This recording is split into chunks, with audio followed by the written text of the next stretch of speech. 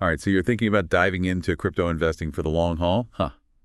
Well, you've come to the right place because today we're going to take a deep dive into some predictions for 2025. That's right. We're going to unpack some insights and try to get a clearer picture of what the future might hold for some of the most talked about cryptocurrencies out there. We're talking about five big names: Bitcoin, of course, Ethereum, Chainlink, Cardano, and Solana. We've got some great resources lined up to guide us through this too. Investors.com, CoinLedger, US News Money, some pretty reputable sources. Yeah, so let's see what the experts are saying about where these cryptos might be headed in 2025. Okay, so Bitcoin.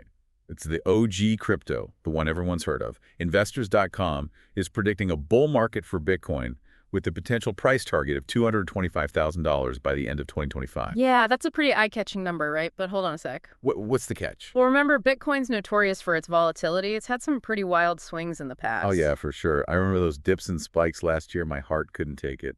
Exactly. So past performance isn't always a guarantee of future returns. You got to be cautious. So you're saying don't put all your eggs in the Bitcoin basket just because of one prediction?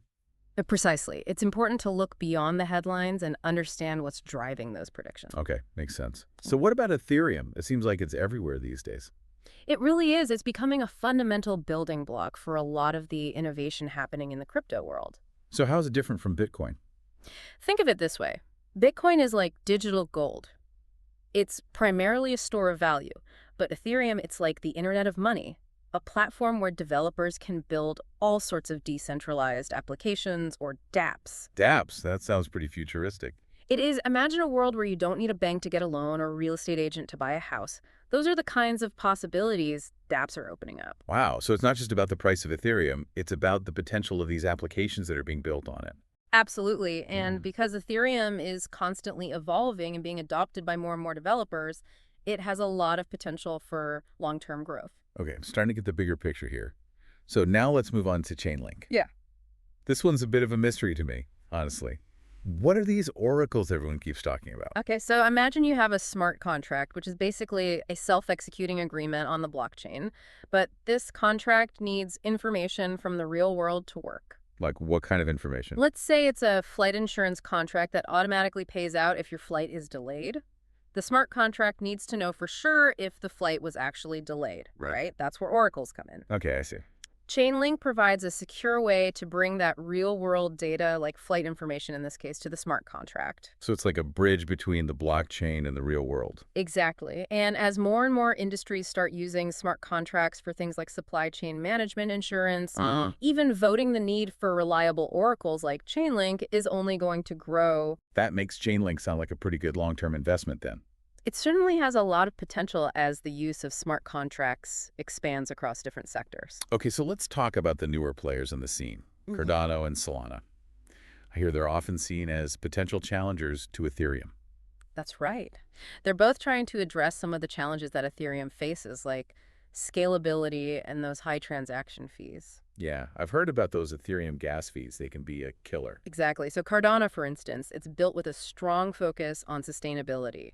It uses a proof-of-stake consensus mechanism that uses way less energy than Bitcoin's proof-of-work system. So if someone's worried about the environmental impact of crypto, Cardano might be a good option. It's definitely something to consider. Now, Solana, on the other hand, it's all about speed and low costs. It can handle thousands of transactions per second at a fraction of the cost of Ethereum. So Solana is for people who want fast and cheap transactions. You got it. But it's important to remember that both Cardano and Solana are still relatively new. It's crucial to look at their development roadmaps, the teams behind them, and their growing ecosystems before making any decisions. So lots to consider there. Okay, we've covered a lot of ground here. What's the key takeaway for someone who's trying to figure out which cryptos to invest in for the long haul? I think the most important thing is this: don't just chase headlines and price predictions. Do your own research, understand the technology behind each crypto, and think critically about its potential.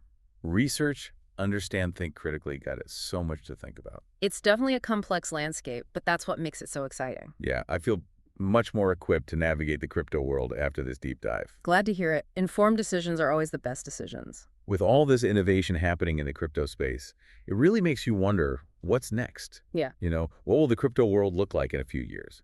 Which of these cryptos are you personally most excited about and why? That's something I'm definitely going to be pondering, and I hope you will too. The future of finance is being shaped right before our eyes.